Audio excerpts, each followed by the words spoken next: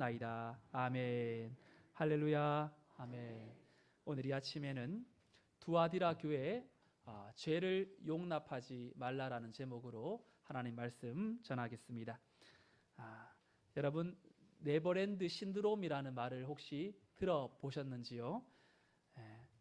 나이보다 조금 개성 있게 젊게 사는 것을 하나의 미덕으로 여기는 풍조를 네버랜드 신드롬이라고 부릅니다. 어릴 적 우리가 보았던 또 들었던 피터팬이라는 만화 주인공이 있죠. 후크 선장이랑 싸우고 하늘을 날아다니며 팅커벨이라는 이 요정의 힘을 또 받기도 하고요.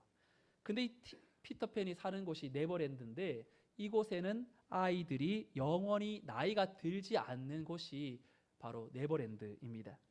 요즘 사회가 전반적으로 이런 네버랜드 신드롬에 푹 빠져 살고 있어요. 의료 기술의 발달로 사람들이 100세 시대를 살아가다 보니까 자신을 더 건강하게 미용면에서 가꾸고 또 젊은 모습을 유지하려고 노력하는 모습들이 굉장히 많이 있죠. 그래서 저는 그런 생각을 해보았습니다.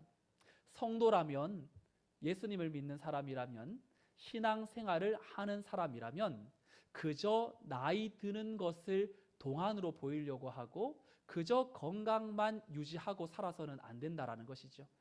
우리는 영적 랜드 신드롬, 이건 그냥 제가 만든 이야기인데요.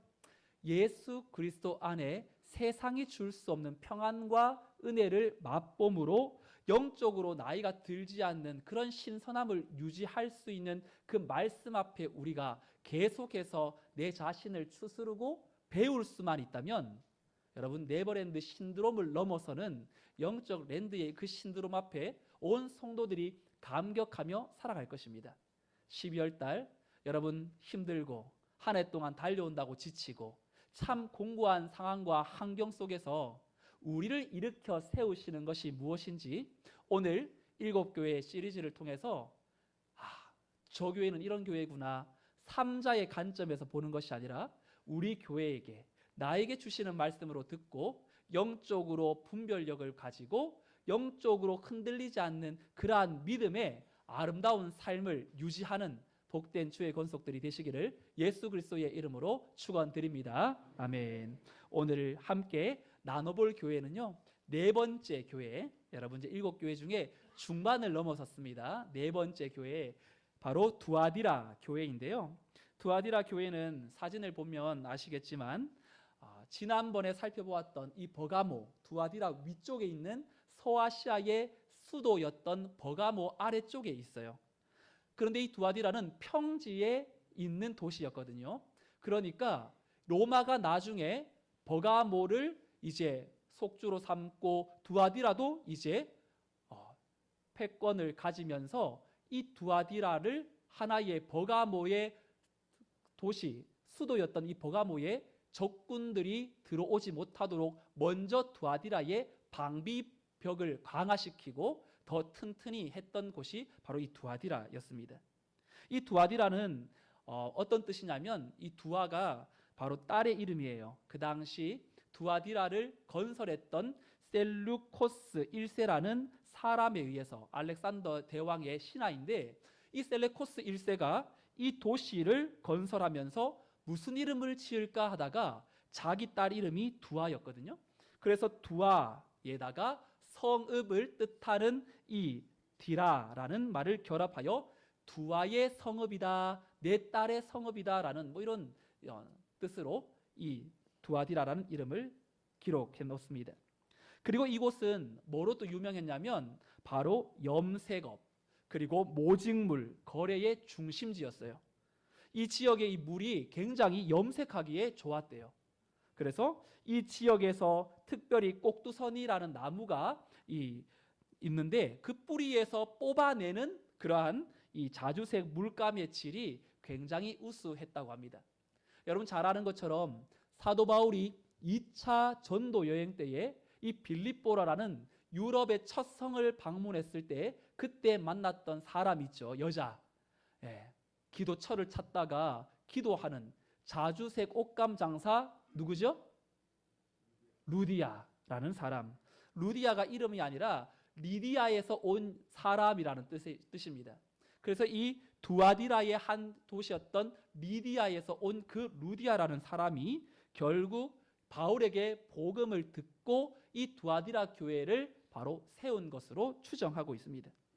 그리고 이곳은 제우스의 아들 아폴로라는 태양신을 섬겼던 도시이기도 해요. 그래서 로마 황제도 숭상하고 또 이 로마의 이 그리스 로마 신하였던 아폴로 신도 같이 숭상했던, 그래서 이 두아디라는 염색업으로 인해서 굉장히 부유한 그러한 도시로 점점 자라면서 상인조합, 길드라는 것들이 이제 만들어지고 그들 모임 안에서 이제 황제도 숭상하고 태양신도 섬기면서 여인들을 데리고 와서 행음까지 했던 그러한 도시였습니다. 그러니 이 두아디라 교회 성도들이 다른 7교회 성도들과 마찬가지로 참 믿음을 지키며 사는 것이 참 쉽지 않았겠죠. 이 교회를 찾아오신 주님은 어떤 모습으로 찾아옵니까? 18절 말씀 우리 함께 읽어볼까요? 18절 시작. 두아디라 교회의 사자에게 편지하라. 그 눈이 불꽃 같고 그 발이 빛난 추석과 같은 하나님의 아들이 이르시되. 여러분, 주님은 7교회를 찾아오는데 다 다른 모습으로 찾아옵니다. 이것은 각 교회를 향한 특별한 메시지가 있다라는 것을 보여주는 것이죠. 그런데 주님의 모습이 어때요? 영화에서 본 인자한 주님의 모습이 아니라 그 눈이 불꽃 같고 그 발이 빛난 추석과 같대요. 여러분, 불꽃 같은 눈으로 우리를 지키시는 이도 하나님의 눈인데요. 또 불꽃 같은 눈으로 우리의 동기, 우리의 마음과 생각의 밑바닥을 정확하게 분별하시는 분이 불꽃 같은 눈을 가지신 주님이라는 것입니다. 그리고 주석이라는 말, 빛난 주석이라는 이 말은 은백색의 고체 금속인데 녹이 쓸지 않는다고 합니다. 주님의 발이 강력해서 대적을 밟을 힘이 넘친다라는 것. 그러니 주님이 불꽃 같은 눈으로 빛난 추석과 같은 신을 신고 나타나신 그 모습만 해도 굉장히 뭔가 두렵고 또 심판주로서의 권위와 능력을 가지신 모습으로 나타내게 되는 것이죠. 그런데 주님은 이런 무시무시한 모습을 하고 오셔서는 두아디라 교회를 향하여 놀라운 칭찬을 해주세요. 7교회 중에 이 교회만큼 이렇게 많은 칭찬하신 적 없었던 것 같아요. 굉장히 완벽에 가까운 칭찬인데 어떤 칭찬을 하시냐면 19절 말씀 함께 읽어볼까요? 19절 시작. 내가 내 사업과 사랑과 믿음과 섬김과 인내를 아노니 내 나중 행위가 처음 것보다 많도다. 아멘. 여러분, 두아디라 교회를 보면 데살로니가 교회가 생각납니다. 믿음의 역사가 있었고 사랑의 수고가 있었고 소망의 인내가 있었던 교회, 믿음이 살아있고 이 두아디라 교회는 실천적인 사랑과 소망의 인내로 더 놀라운 건 처음 행위가 나중 행위보다 갈수록 약화되지 않고 더 많았다고 말하는 겁니다. 이게 무슨 말이죠? 용두삼위 교회가 아니라는 거예요. 시작은 거창했는데 끝은 흐지부지한 교회가 아니었어요. 이전 것에 만족하지 않았고 교회의 사명을 위해서 힘있게 달려갔던 교회, 얼마나 아름다운 교회입니까? 우리도 꿈꾸잖아요. 새해를 시작하면서 정말로 많은 계획들을 가지고 시작하지만 마지막은 초라한 모습들로 맞춰지는 것들이 많은데 두아디라 교회는 가면 갈수록 더더욱 하나님께서 맡겨주신 사명을 힘있게 감당했던 교회. 그런데 여러분, 문제가 있습니다. 열심히 뛰다 보니까, 열심히 달리다 보니까 정작 보아야 할 것을 못 보았어요. 우리가 어딘가에 집중하면 주변에 뭐가 일어나는지 안 보이는 것처럼 두아디라 교회는 우리 신앙의 문제를 명확하게 보여주는 교회입니다. 희생과 섬김과 인내가 우리 교회가 부족하지 않아요. 한국 교회 정말로 열심으로 하나님을 섬깁니다. 그런데 문제는 우리의 방식대로 하나님을 섬긴다는 것에 문제가 있습니다. 두아디라 교회는 하나님을 어떻게 섬겼길래 주님께 책망을 받았을까? 책망의 메시지가 20절인데요. 우리 20절도 같이 읽어볼까요? 시작. 그러나 내게 책망할 것이 있노라. 자칭 선지자라 하는 여자 이세벨을 내가 용납함이니 그가 내 종들을 가르쳐 꾀어 행음하게 하고 우상의 재물을 먹게 하는도다. 여러분 너무 이상하지 않아요? 사랑이 있고 믿음이 있고 소망이 넘치는 교회인데, 가면 갈수록 더 좋아지는 교회인데, 이런 칭찬을 받았던 교회가 책망의 내용이 자칭 선지자라 하는 여자 거짓 이세벨을 용납을 했고 가르침을 받았고 우상을 섬겼고 행음하는 자리에 갔다라는 겁니다. 두아디라 교회는 팔을 걷어붙이고 정말 이를 꽉 깨물고 하나님이 맡겨주신 일은 열심히 하고 있었는데, 정말로 형제 사랑하는 일을 앞장섰는데, 새 가족이 오면 저 사람 우리가 잘 돌아보아야 한다고 하면서 마음 모아서 사랑으로 대했는데 영적인 치명타를 입었던 것이죠. 공동체 안에 은연중에 들어왔던 악영향이었던 누룩을 그들은 막아내지 못하고 거룩이 상실되는 것조차 알지 못했던 것입니다. 여러분, 교회의 생명, 거룩 아닙니까? 여러분, 부부 사이에서도 제일 중요한 건 거룩이죠. 지킬 건 지키는 것. 그것이 깨어지면 모든 가족의 문제는 많은 돈이 벌어져도 뭔가 부족함이 없어도 깨질 수밖에 없는, 교회가 깨질 수밖에 없는 이유가 하나가 있다면 거룩의 상실입니다. 거룩이라는 말은 카도시라는 말인데 두 단어가 합쳐졌다고 예전에 한번 말씀드린 적이 있는데요. 컷, 잘라내다, 그리고 separate이라는 구별하다, 구분시키다라는 뜻이 같이 합해진 단어예요. 그러니 죄를 잘라내고 세상의 것으로부터 구분시키는 것이 바로 거룩이라고 할 수 있어요. 그런데 여러분, 두아디라 교회는 여자 이세벨을 잘라내지 못했어요. 여러분, 이세벨이라는 사람 들어보았죠? 구약에서 아합이라는 구약 북이스라엘을 다스렸던 7대 악한 왕 중에 한 사람이었던 아합 왕의 아내였어요. 근데 이 이세벨은 바알 신을 가지고 와서 이스라엘 백성들에게 하나님으로부터 떼어내고 거짓된 신을 섬기게 했던 악녀였어요. 그래서 이 두아디라 교회의 자칭 선지자라는 이 이세벨도 어쩌면 본명이 이세벨이라기보다는 구약에서 그렇게 하나님의 백성들을 다른 것으로 변질시켜버렸던 그 여인을 어떻게 보면 비유하는 이름입니다. 이 거짓 선지자가 두아디라 교회에 들어오니까 이 교회의 장점과 단점을 잘 파악했어요. 야, 이 교회는 사랑이 넘치네? 야, 사랑이 넘치니까 죄도 용납하겠구나. 뭔가 잘 내 말이 들어먹겠구나. 왜냐하면 이 선지자라고 하면 아는 것도 많고 성경 지식도 있고 남들에게 말빨로도 밀리지 않고 무언가가 딱 보면 저 사람은 뭔가 신통력이 있어 보인다는 걸 깨닫게 되겠죠.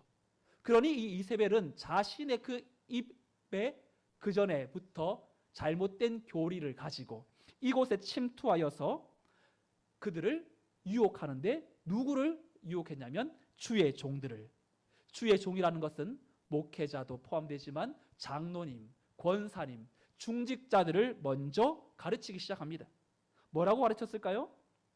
예수님 믿으면 자유함이 있지 않습니까? 우상 섬기는 거 아무것도 아니에요.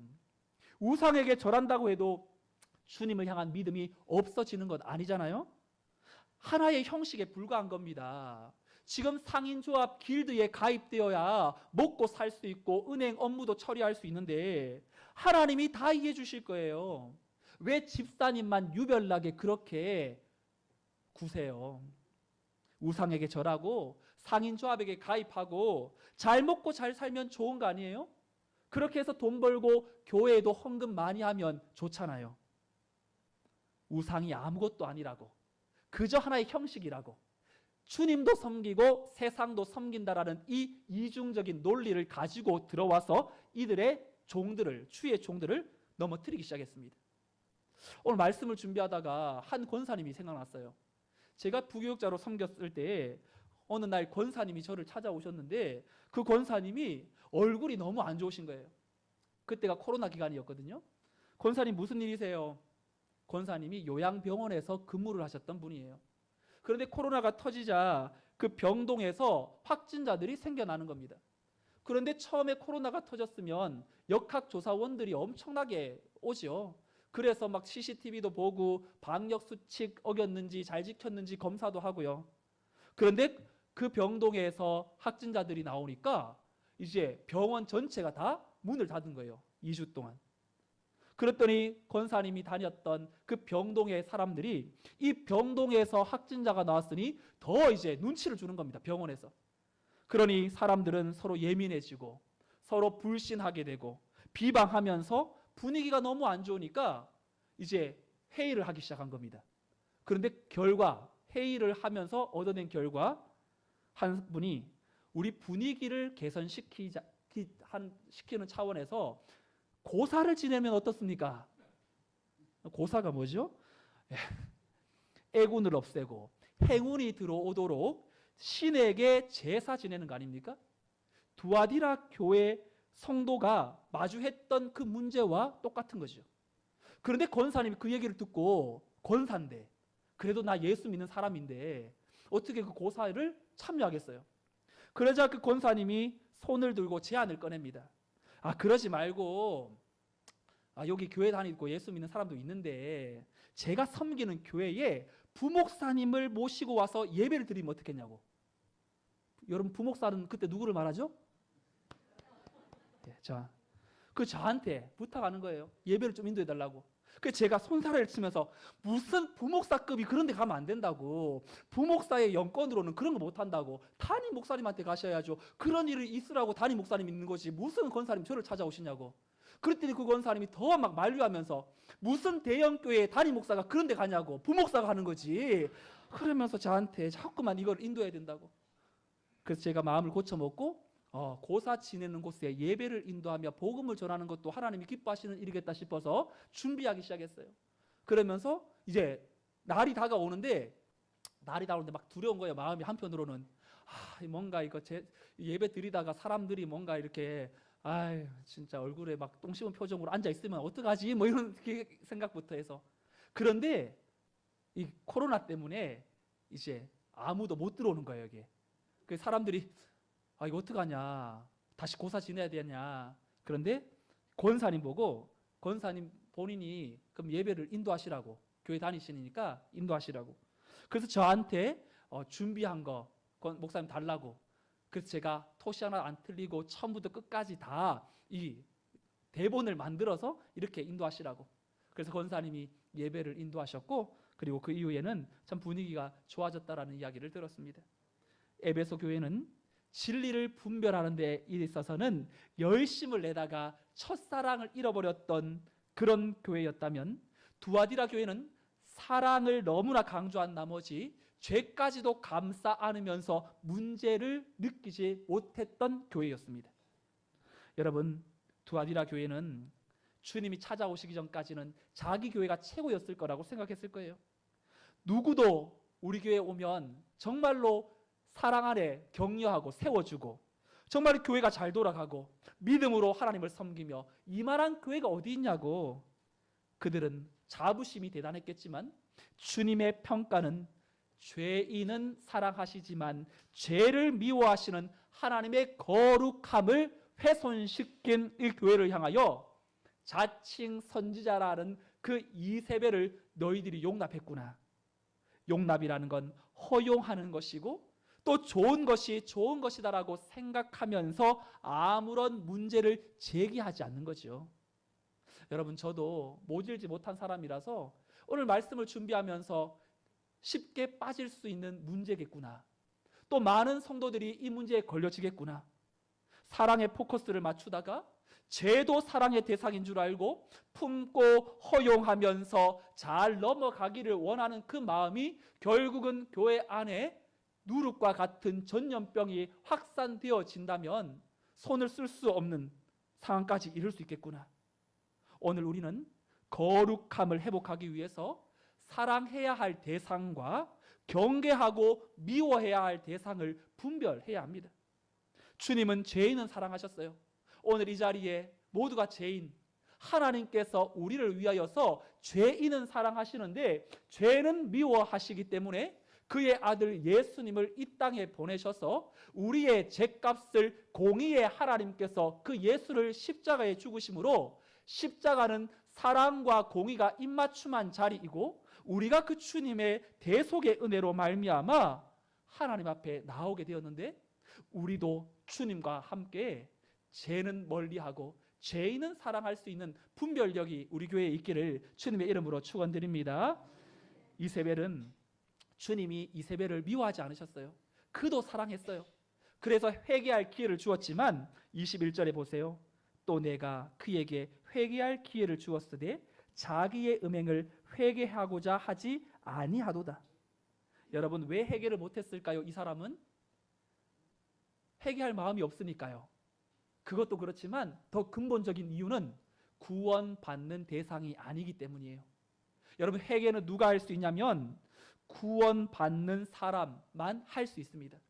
누가 자신을 죄인이라고 고백할 수 있습니까? 누가 죄인이기 때문에 예수님 밖에는 대상자가, 대안자가 없다고 말할 수 있습니까? 내 죄를 회개하고 죽게 나가야 되겠다고 마음 먹게 되는 거, 결단하는 거 사람이 하는 것이 아니라 구원받은 사람에게만 회개의 자리가 주어지는 것입니다. 그래서 회개는 구원을, 영원한 생명을 얻느냐 못 얻느냐를 결정짓는 것입니다. 주님은 교회 안에 은연중에 들어와 거짓 교훈을 전하며 악영향을 끼쳤던 사람들에게 이런 심판을 내릴 거라고 얘기합니다. 22절 23절 우리 두 절을 같이 한번 읽어볼까요? 시작. 볼지어다 내가 그를 침상에 던질 터이요 또 그와 더불어 간음하는 자들도 만일 그의 행위를 회개하지 아니하면 큰 환난 가운데에 던지고 또 내가 사망으로 그의 자녀를 죽이리니 모든 교회가 나는 사람의 뜻과 마음을 살피는 자인 줄 알지라. 내가 너희 각 사람의 행위대로 갚아 주리라. 아멘. 심판의 대상을 세 부류로 나눠요. 이세벨, 그와 더불어 간음한 사람들, 그의 자녀들. 먼저 이세벨을 침상에 던질 것이라고 말합니다. 침상에 던진다는 것은 건강을 치시겠다라는 뜻이고, 그와 더불어 간음한 자들은 큰 환난 가운데 던져지게 될 것이고, 그의 자녀들은 이세벨을 따르는 영적 자녀들을 죽이겠다고 말씀하십니다. 근데 여러분, 이 말씀에서 우리 하나님 너무 무시하다, 우리 주님 너무 무서운 분이다, 여기에 포커스가 맞추는 것이 아닙니다. 이세벨을 침상 가운데 던진다, 그리고 환난 가운데 던진다, 그의 자녀들을 죽인다는 미래형이에요. 아직 일어나지 않았습니다. 아직 회개할 기회가 있습니다. 돌아올 시간을 하나님은 유보하고 계십니다. 그래서 부모가 자녀에게 너 이렇게 하지 않으면 혼날 줄 알아 라는 말은 혼내기 전이죠. 그 아이가 돌아설 수 있는 기회를 주는 경고입니다. 마찬가지로 주님께서 오늘 이 심판의 메시지를 던지는 것은 회개의 기회가 아직도 열려 있다는 것을 우리에게 보여주는 것입니다. 그래서 오늘 이 말씀을 듣고 우리가 하나님 앞에 회개의 기회를 붙잡는 사람이 되어야지, 심판의 무서움 앞에 그저 간과하고 나에게 적용시키지 않는다면 그것은 심판의 무서움으로 다가오게 될 것입니다. 다윗은 밧세바를 범했죠. 남편 우리아를 전쟁터의 일선에서 내보내 화살에 맞아 죽게 했지요. 그는 사람도 죽이고 한 가정을 파탄시키고 많은 죄 가운데 거했지만 그는 그 끔찍한 심판 앞에 멸망당하지 않았어요. 왜냐하면 나단 선지자가 찾아왔을 때 침상이 적도록 눈물을 흘리며 회개를 했기 때문에 그의 인생은 다시금 하나님 앞에 하나님의 마음에 합한 사람이라는 삶을 살게 되죠. 여러분, 회개하기만 하면 얼마나 하나님이 놀라운 복을 감춰놓고 계시냐면 26절부터 28절도 우리 같이 합독해 볼까요? 26절부터 시작. 이기는 자와 끝까지 내 일을 지키는 그에게 만국을 다스리는 권세를 주리니 그가 철장을 가지고 그들을 다스려 질그릇 깨트리는 것과 같이 하리라. 나도 내 아버지께 받은 것이 그러하니라. 내가 또 그에게 새벽별을 주리라. 아멘. 두 가지를 약속하죠. 거룩을 지키는 성도들에게 권세를 주리라. 만국을 다스리는 권세를 줄 것이고 새벽별을 줄 것이라고 말합니다. 여러분, 이 권세라는 것은 지배권, 통치권을 의미합니다. 주님의 말씀을 지키고 악에게 승리하는 자는 주님과 함께 만국을 다스릴 통치권이 부어지게 될 것이고, 그리고 새벽별을 주시겠대요. 여러분, 새벽별이 뭘까요? 요한계시록 22장 16절 말씀에 보면 새벽별이 누구인지를 이렇게 말하죠. 함께 읽어봅니다. 요한계시록 22장 16절 시작. 나 예수는 교회들을 위하여 내 사자를 보내어 이것들을 너희에게 증거하게 하였노라. 나는 다윗의 뿌리요 자손이니 곧 강명한 새벽별이라 하시더라. 아멘. 누구죠? 새벽별은 예수님. 바로 우리 주님의 말씀을 붙들고 신앙의 순수성을 지킨 자들에게 예수님 그 자신을 우리에게 주시겠대요. 여러분, 예수님의 이름이 우리에게 있다면 우리는 능치 못할 일이 없는 인생이 됩니다. 베드로와 요한이 나면서부터 안전뱅이를 그 불구의 한자를 만났을 때에 뭐라고 말합니까? 내게 은과 금은 없거니와 내게 있는 것을 너에게 주노니 곧 나사렛 예수 그리스도의 이름으로 일어나 걸으라고 했을 때 그 주님의 이름이 선포될 때 그 능력은 뛰기도 하고 걷기도 하고 찬양하며 인생의 변화되어지는 모습, 바로 주님의 그 이름을 우리에게 주시겠다라는 것입니다. 오늘 저는 말씀을 마무리하면서 죄를 용납하지 않고 거룩함을 드러내는 그 세 가지의 자세를 실제적인 삶에서 지켜내기를 원하면서 조언 몇 가지의 내용을 말씀드리고 마치겠습니다. 첫 번째, 죄를 용납하지 않는 거룩함을 드러내는 첫 번째 자세는 바로 떳떳하게 자신을 밝히라는 것입니다. 여러분, 성도들은 어둠에 파묻혀 음지에 사는 그런 바퀴벌레와 같은 사람들이 아닙니다. 상당수의 크리스천들이 자신의 정체성을 숨기고 사회생활을 하고 있죠.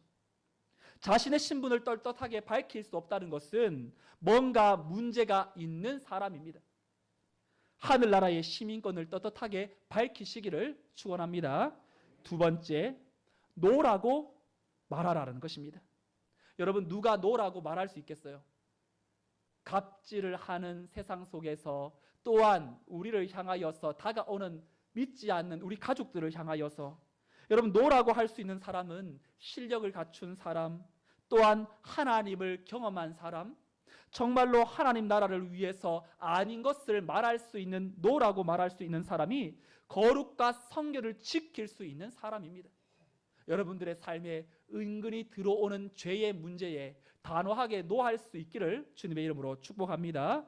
세 번째는 서로의 삶에 책임을 지는 소그룹을 형성하라는 겁니다. 여러분, 개인 혼자 거룩해지겠다고 발버둥 치면 넘어집니다. 코로나 때 혼자 개인의 영성을 지킨다는 것이 얼마나 어려웠는지 여러분 느끼셨잖아요. 함께 체크하고 격려해 준다면 그것이 바로 하나님 앞에 성도들이 보함을 받는 것인데, 디모데후서 2장 22절에서 사도 바울은 공동체의 필요성을 이렇게 말하죠. 또한 내가 청년의 정욕을 피하고 주를 깨끗한 마음으로 부르는 자들과 함께 의와 믿음과 사랑과 화평을 쫓으라. 바로 거룩한 삶, 공동체 안에 함께 한 목적, 예수 그리스도의 이름을 가진 자들이 서로의 거룩한 성도로 부름받은 자들 안에서 서로 세우고 일으키며 다시금 승리하자고 전우회를 다지는 그 소그룹이 우리에게 필요하다는 것입니다. 여러분, 혹시 여러분 주위에 내 믿음을 떨어뜨리고 내 성결을 가로막는 사람이라면 절규하십시오. 하지만 나의 믿음을 굳건하게 하고 주님의 신부로서 거룩한 영향력을 끼쳐내는 동역자들이 있다면 그들을 붙잡고 또 영향력을 끼쳐내는 믿음의 사람들이 되십시오. 여러분, 오늘은 대림절입니다. 그럼 대림절이 뭐죠? 성탄절이 다가오는 4주 전부터 이 땅에 오신 주님을 성탄을 축하하며 다시 오실 주님을 기다리는 절기입니다. 오늘 두아디라 교회를 찾아오신 주님의 모습을 잊지 마세요. 불꽃 같은 눈으로 주석 같은 발로 찾아오신 주님은 거룩을 잃어버린 성도들에게, 회개하지 않는 자들에게 무시무시한 심판주의 모습이지만, 하지만 저는 주님이 전부입니다. 내 심령에 주님의 불꽃 같은 눈을 의식하며 죄를 용납하지 않겠습니다 다짐하는 이들에게는 엄청난 보호와 은혜의 모습이라는 것입니다. 우리를 그 불꽃 같은 눈으로 지키신다고 생각해 보세요. 무엇이 두렵겠습니까? 오늘 이 자리에 여러분들의 심령에 거룩의 불이 꺼져 있습니까?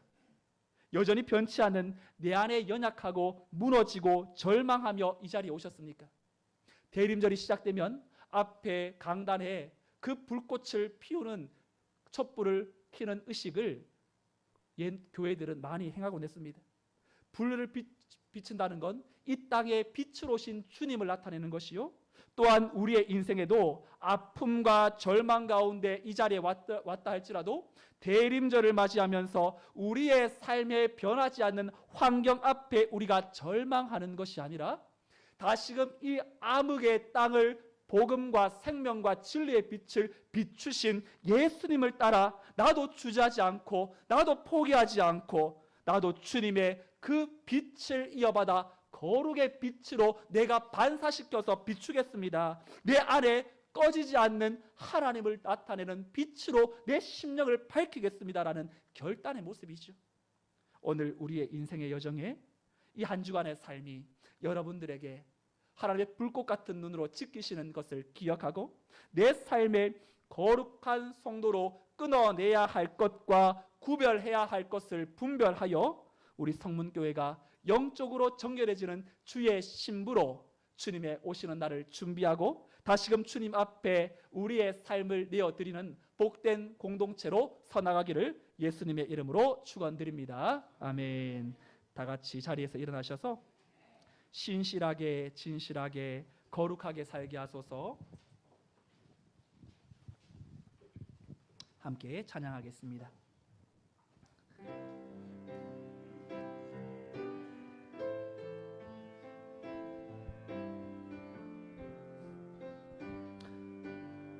신실하게 진실하게 신실하게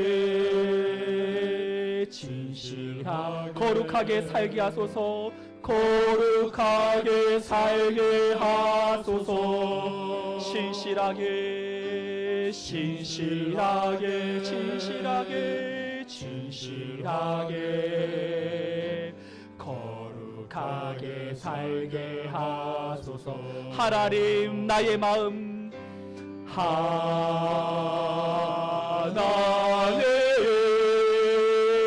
나의 마음 만져주소서. 하나님 나의 영혼 하나님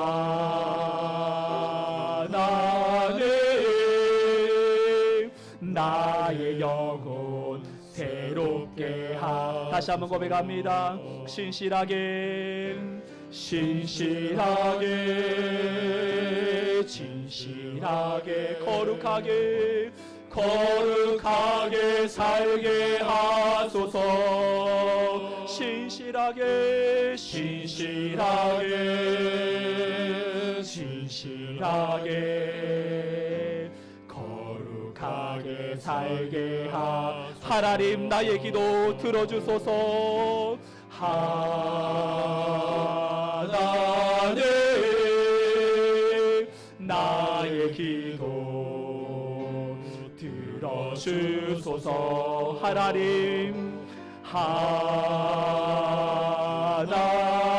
주의 길로 인도하소서. 주의 길로 인도하 다시 한번 고백합니다. 하나님 나의 마음 만져주소서. 하나님 나의 마음 나의 마음 만져주소서. 하나님 나의 영혼 하나님 나의 영혼 나의 영혼 새롭게 하나님 나의 기도 들어주소서. 하나님 나의 기도 들어주소서. 하나님 주의 길로 하나님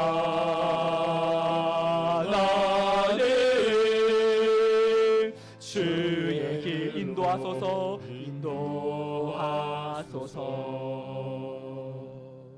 오늘 말씀 앞에 하나님께서 각자의 마음속에 깨닫게 하신 다시 거룩으로 회복되기를 원하는 삶이 무엇인지를 구체적으로 생각합시다.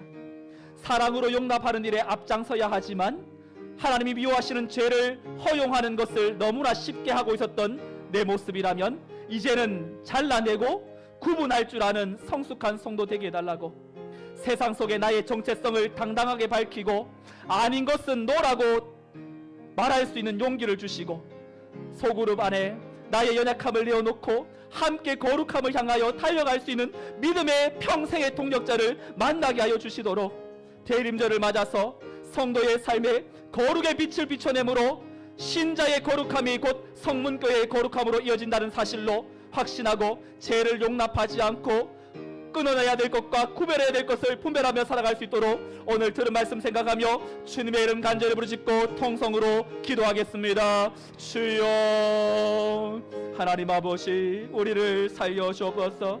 하나님, 우리의 마음 가운데에, 우리의 심령 가운데에 거룩으로 회복되기를 원합니다. 하나님, 우리의 마음속에 사랑의 그 마음으로 죄까지도 용납해버렸던 연약함을 용서하여 주옵소서. 하나님이 미워하시는 죄를 허용함으로 말미암아 너무나 쉽게 하나님과 상관없이 살았던 내 삶을 용서하여 주옵소서. 작은 것 하나까지도 내가 주님을 위하여서 정말로 나가지 못하고 있었던 것들이 얼마나 많이 있었습니까? 좋은 것이 좋은 것이라고 치부하면서 하나님의 마음을 합하게 살아들이지 못했던 연약함을 용서하여 주옵소서. 내 정체성이 주님을 믿는 성도라는 사실을 밝히고 아닌 것은 노라고 당당하게 말할 줄 아는 용기를 주시고 속으로 말해서 나의 연약함을 내어놓고 함께 거룩을 향하여 달려갈 수 있는 믿음의 평생의 동력자를 만나게 하여 주시옵소서. 우리 교회 성도들이 정말로 대림절을 맞아 예수 그리스도가 이 땅에 오셔서 구원의 빛, 진리의 빛을 비춰내신 것처럼 신자의 거룩함으로 다시 한번 거룩의 빛을 비춰내므로 하나님의 마음에 합한 성도의 삶으로 우리 교회가 더욱더 영적으로 거룩해지고 주님이 원하시고 기뻐하시는 삶으로 나아갈 수 있도록 하나님 역사하시고 이 한 주간의 삶도 겉하고 구별하고 차단해야 될 것들을 잘 분별할 수 있도록 은혜 내리워 주시옵소서. 하나님 아버지, 오늘 이 자리를 힘들게 자신의 고통을, 어려움을, 눈물을 흘리며 살아오다가 다 해결하지 못해서 주님 앞에 나온 성도들이 많이 있습니다. 절망 가운데 왔다 할지라도 우리 가운데에 말씀하시는 불꽃 같은 눈으로 지키시고 보호하시는 하나님 앞에 세이 먹고 소생함의 역사가 일어나게 하여 주옵소서. 하나님의 사람은 좋은 게 좋은 것이 아니라 옳은 것과 그른 것을 구분해낼 줄 아는 영적인 분별력을 가져야 할 줄로 믿습니다.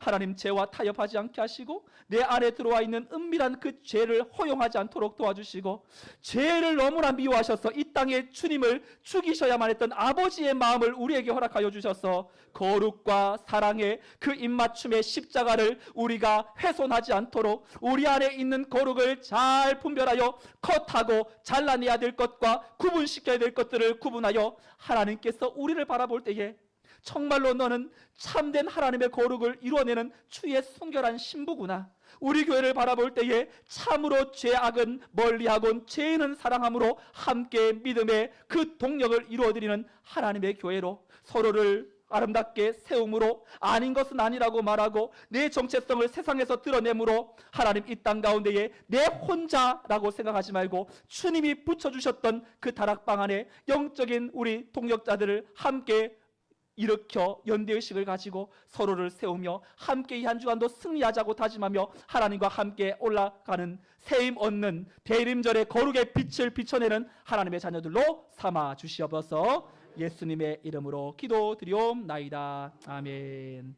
12월의 첫째 주 공동체 고백으로 예배를 마치겠습니다. 앞에 화면이 고장난데요. 옆에서 보시겠습니다. 우리는 세상으로부터 부름받은 하나님의 백성입니다. 또한 세상으로 보냄받은 그리스도의 제자입니다. 하나님을 기쁘게 찬양하는 예배자가 됩시다. 배움을 통해 그리스도를 본받는 성숙한 성도가 됩시다. 한 몸 된 교제를 나누는 건강한 지체가 됩시다. 이웃을 열심히 구원하는 복음의 증인이 됩시다. 아낌없이 사랑을 실천하는 봉사자가 됩시다. 그리하여 우리 모두 하나님을 영화롭게 하는 성령 충만한 생명의 공동체가 됩시다. 이제는 우리 주 예수 그리스도의 은혜와 하나님의 크신 사랑과 성령님의 인도, 보교통, 충만, 역사하심이